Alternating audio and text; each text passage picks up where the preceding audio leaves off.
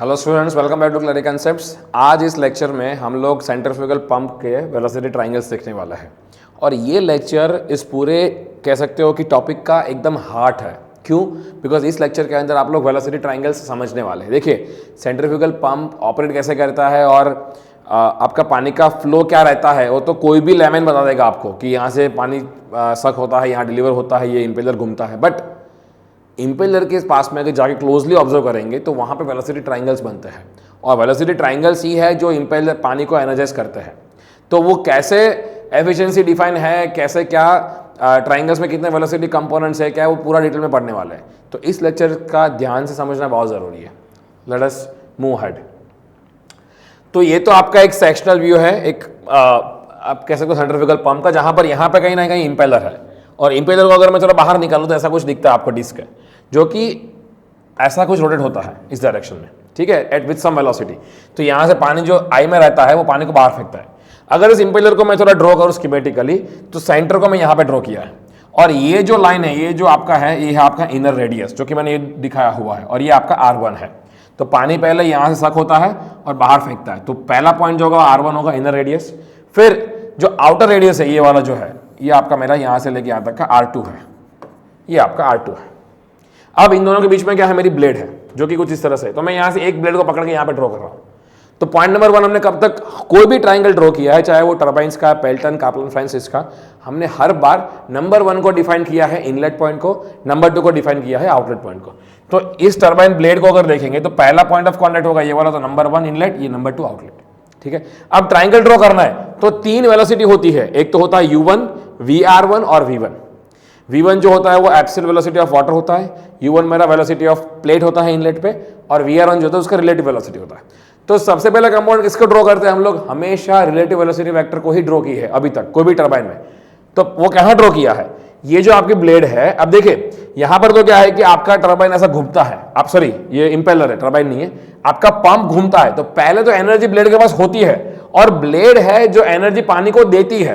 तो ये अगर ऐसा स्प्लैश होगा तो आप मानिए कि इसके बीच में जो पानी भरा होगा, यहां पर पानी जो भरा होगा गैप में, तो ये ब्लेड स्प्लैश करेंगी तो ये सरफेस जो होगी पीछे वाली वो एक्टिव सरफेस होगी जो पानी से इंटरेक्ट कर रही है, इनर वाली नहीं।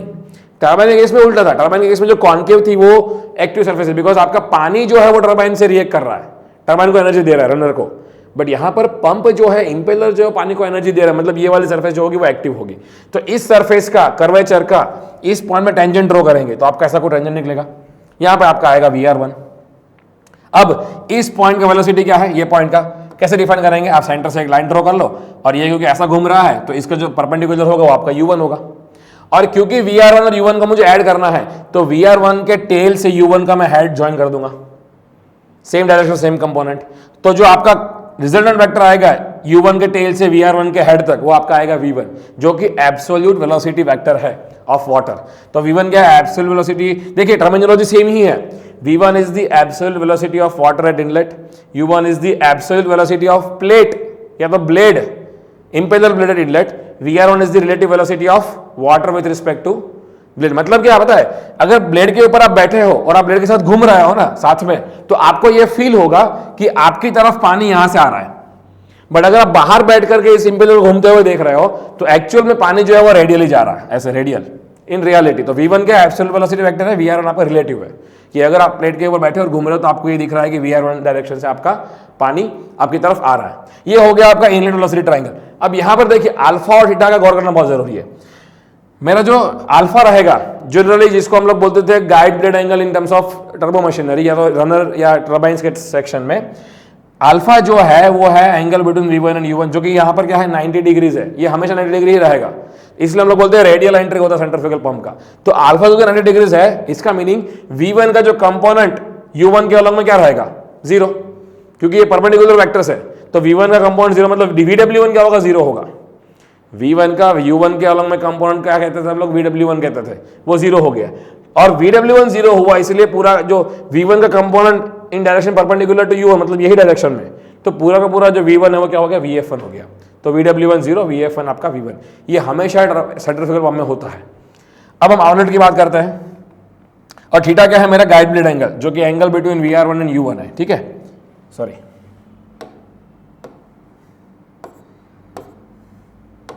अब क्या करेंगे हम लोग, आउटलेट ट्राइंगल में क्या करेंगे, इस कर्वेचर का आउटलेट पे टेंजेंट ड्रॉ करेंगे, तो ये आएगा, यहां पर आपका आएगा VR2 पहले तो। अब U2 क्या होगा यहां पर, तो ये पॉइंट का U मतलब कि ये घूम रहा है ऐसे, तो इसका मैं रेडियल आर्म ड्रॉ करूंगा, इसके परपेंडिकुलर वेक्टर ड्रॉ करूंगा। U2 बड़ा होगा, क्यों, because U2 is R2 into omega, omega वही है। U1 आपका क्या होगा, R1 इंटू ओमेगा, R1 छोटा है, U2 is R2 into omega, R2 बड़ा इसलिए बड़ा आएगा। अब मुझे इन दोनों को जोड़ना है, तो इसका टेल में VR2 के हेड तक ज्वाइन कर दूंगा, फिर ये जो बचेगा VR2 का टेल से U2 के हेड तक, ये आपका आएगा V2। अब ये आपका हो गया ट्राइंगल एट द आउटलेट। अब यहां पर देखिए V2 क्या है, जब बाहर बैठ करके आप पंप को घूमता हुआ देख रहे हो ना, तो जब पंप को घुमाओगे तो एक्चुअल में पानी आपका इस डायरेक्शन बाहर जाएगा ऐसा एक्चुअल में, बस जब ब्लेड के ऊपर आप बैठोगे और ब्लेड के साथ घूम रहे हो तो आपके लिए पानी यहां जा रहा है, ठीक है। ये आपका वेलोसिटी ट्राइंगल हो गया। और यहां पर जो V2 का जो दो कंपोनेंट बनेंगे, एक तो अलोंग U2, दूसरा परपेंडिकुलर टू U2। जो अलोंग U2 है उसको हम बोलेंगे VW2 और परपेंडिकुलर टू U2 जो है उसको हम बोलेंगे VF2। तो V2 का दो कंपोनेंट, एक आपका VW2 जो कि U2 के अलोंग में है, एक आपका VF2 जो उसके परपेंडिकुलर है। तो VW2 is the velocity of ball at outlet, VF2 is velocity of flow at outlet. ये आपका एंगल बीटा और ये आपका angle phi, phi is the blade angle at the outlet, ठीक है। ये हम पढ़ चुके आगे टर्मिनोलॉजीज। अब यहां पर खत्म नहीं होना, मेन चीज क्या है कि हमको देखना है कि कितनी एनर्जी आपकी वाटर में ट्रांसफर हुई है। तो यहां पर हमको इंपेलर पावर देखना है, मेनली इंपेलर पावर क्या है। तो देखिए जब हम लोग टर्बो मशीनरी इक्वेशन देख रहे थे तो we have seen runner power, जो कि Euler's equation of turbomachinery से आया था। रनर पावर को निकालने के लिए हम लोग ये बोला था कि it is rho Q in bracket VW1 U1 plus और माइनस VW2 और U2, ये बोला था हम लोग ने।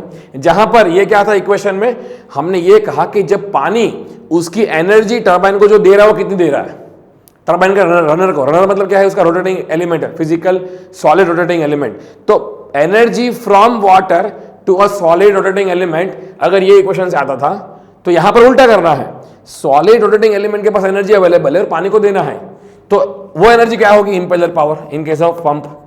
तो इंपेलर पावर क्या होगा, simple minus of runner power, just एक माइनस लगा देना आगे, उसका ऑपोजिट है।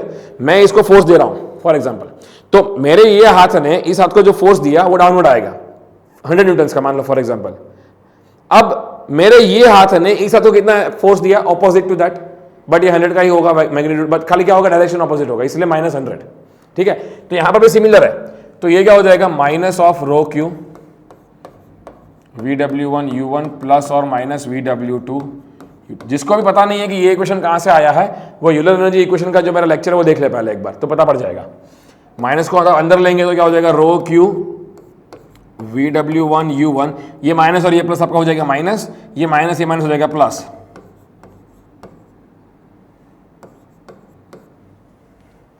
रो क्यू VW1 U1 माइनस और प्लस VW2 U2। अब यहां पर मैं देखता हूं माइनस प्लस क्या, देखिए ये प्लस कब यूज करना था, जब मेरा बीटा वॉस लेस देन 90। तो इसको अगर मैं उल्टा कर लूं फॉर एग्जांपल प्लस माइनस के लिए, तो मैं थोड़ा इसको आपको इजीनेस के लिए एक और चीज कर सकते हैं अपन, इसको अभी हटा दो, तो ये क्या हो जाएगा, दिस विल बी,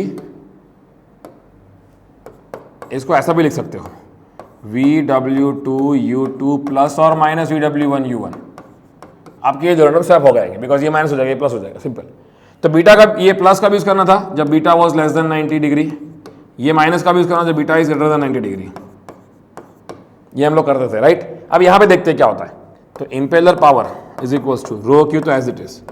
अब VW1 क्या है मेरा, चेक करो, 0, तो ये तो प्लस माइनस की बात ही नहीं रही ना, 0 हो गई सीधी, तो ये हो जाएगा VW2 और U2। तो this is the final form जो मैंने आपको इस एफिशिएंसी वाले इक्वेशन में दिखाया था। तो इंपेलर पावर तो रो के VW2 U2 हो गया। अब वाटर पावर क्या है मेरा, वाटर पावर है रो क्यू जी और टोटल हेड H। तो अब इसकी एफिशिएंसी मुझे डिफाइन करनी पड़ेगी कि भाई एफिशिएंसी क्या होती है।